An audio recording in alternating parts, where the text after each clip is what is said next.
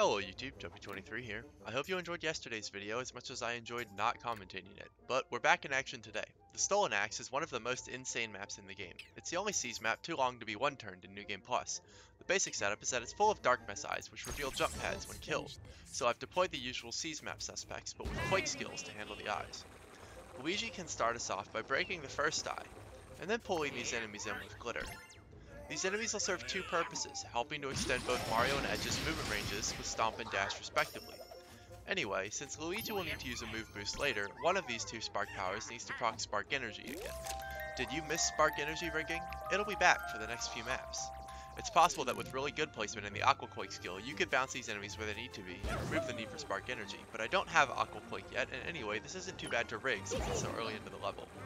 Fortunately, Mario can stomp from bounce pads, not just team jumps. This lets me judiciously use his 3 stomps to maximum effect over the course of the level, instead of needing to set up some chain all at once. Edge needs to bounce forward off of this cover here so that she can reach the next bounce pad with only 3 dashes. She has some really finicky bounce pad movement all throughout this level, but I'm too busy talking to explain the mechanics. Hold that thought. I can't afford to attack enemies, and there are a lot, so Fortify will help my units make it to the next turn. I'm not sure it's necessary, but Edge had a free action, and I don't want to take risks because it's so hard to make it to the end of turn 1. Then, here's another insanely tight jump for Edge, so I line up the camera to make it easier. She needs to reach this bounce pad with a single dash, since she only has one left.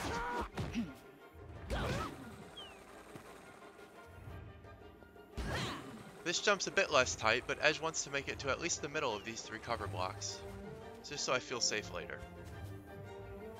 Luigi has to use his first team jump here, although I've managed to preserve both Edge's and Mario's so far. He's got another tight bounce, so that he can reach the next bounce pad. Here we go.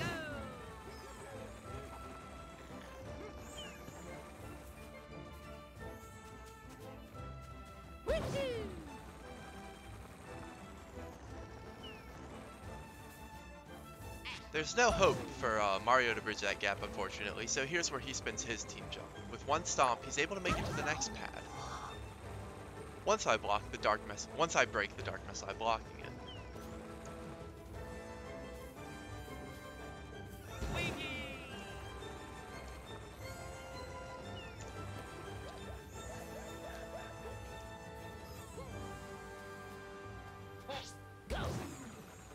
Edge is just barely able to do that without stranding herself by team jumping off of Luigi.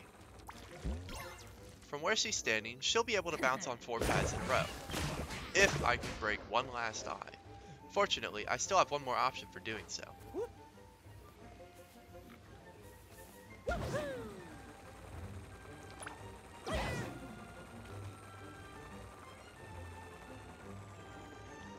With a surprisingly tight stomp and jump shot, Mario's able to break this last eye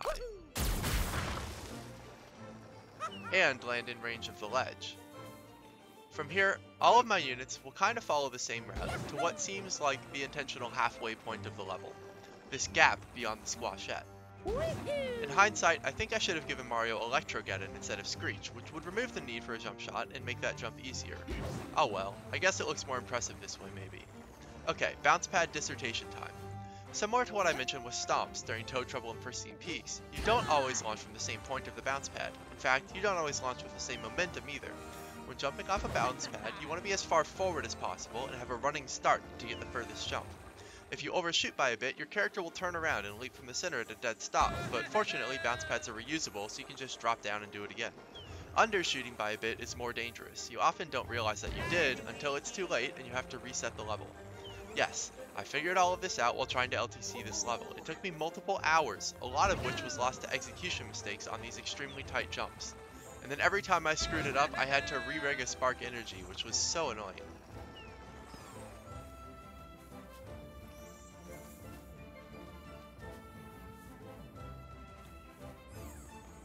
I don't think the jumps off of this bounce pad are honestly so tight, but I have gotten so much practice with perfect bounces, and I just didn't want to take chances at this point in the run.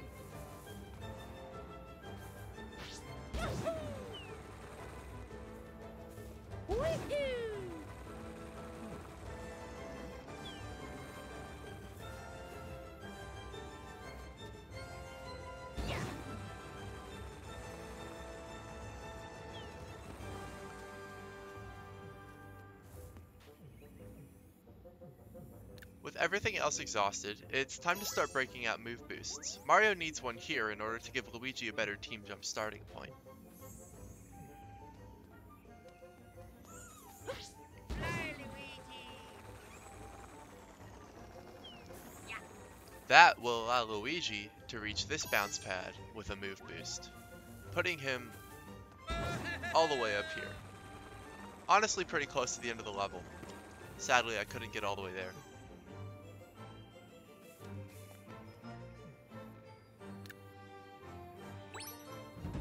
Between squashettes and ghostly walkers, there's a lot of gust power on this map, which is very unfortunate for us.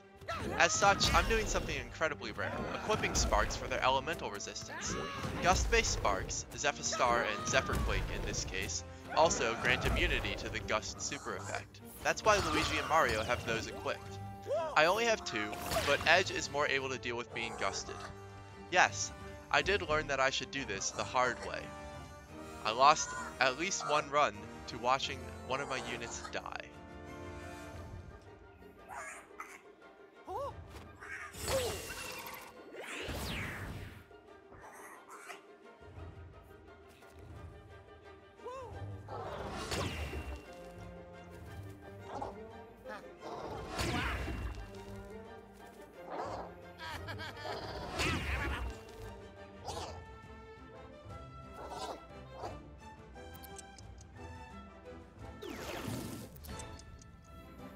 So, this is actually my first time getting this far, and you can see that my turn 2 is a lot more ad-libbed than my very practiced turn 1. Basically, with how hard this map was, I said, damned if I'm doing this twice, and was just recording every attempt. I want to get Mario up there to help out Luigi, which means breaking the Dark Messiah on the right to uncover this jump pad, but I'm trying to figure out the best way to do that with Edge.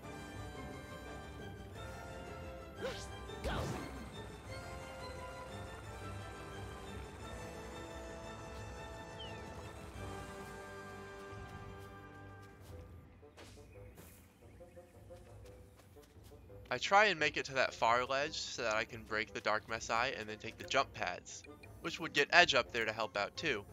Unfortunately, I screw that up. Off you go. I break the eye with a POW just in case I need Edge again, but in the end I don't, so I could have saved 80 gold there.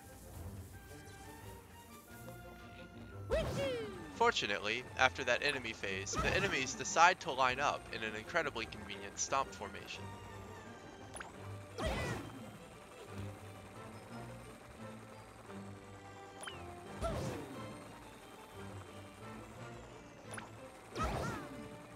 Mario is able to make it all the way up to Luigi's place at the end of this platform on stomps alone. With a clean line, I should have been able to jump shot this Dark Messiah, but I screwed up. Accidentally inputting a jump shot too early will kill Mario's aerial momentum, causing your flight to be a bit shorter. Fortunately, I'm not badly punished. Falling out of bounds and missing this jump pad would have really sucked. I could have actually saved another POW here by using my team jump and jump shotting the eye off of that, but I'm being conservative again. At this point, I'm pretty sure I've got it, but after hours of attempts, I didn't want to believe it.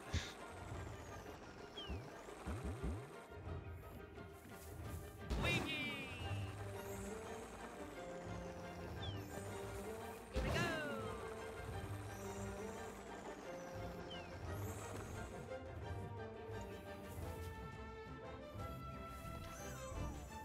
Fly, Luigi.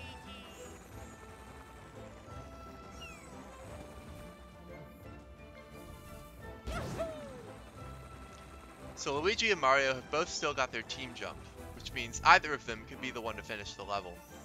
But Here we go. I decide to give the trophy to the MVP.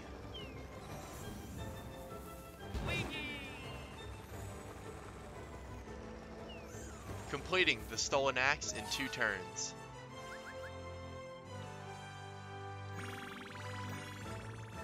It's about time. This takes us to level 21. So with our new level 5 sparks, it's time to go back to Pristine Peaks and take out the giant squashette. I need one of her golden prisms for the next map.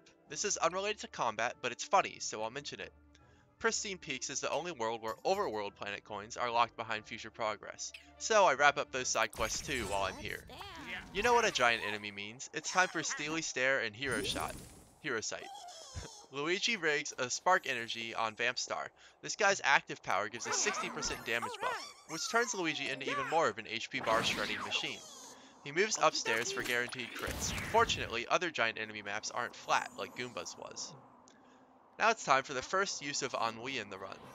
Rabid Rosalina can't use glitter without hitting these deep freezes as well, and we don't want these guys distracting our Overwatch skills. So by stopping their movement with Ennui, I'm able to focus on the giant squashette.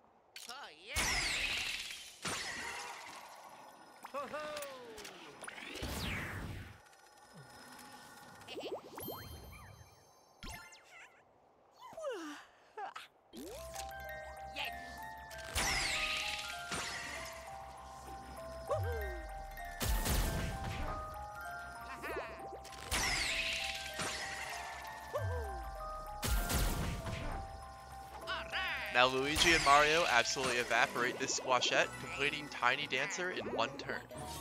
Thanks for watching.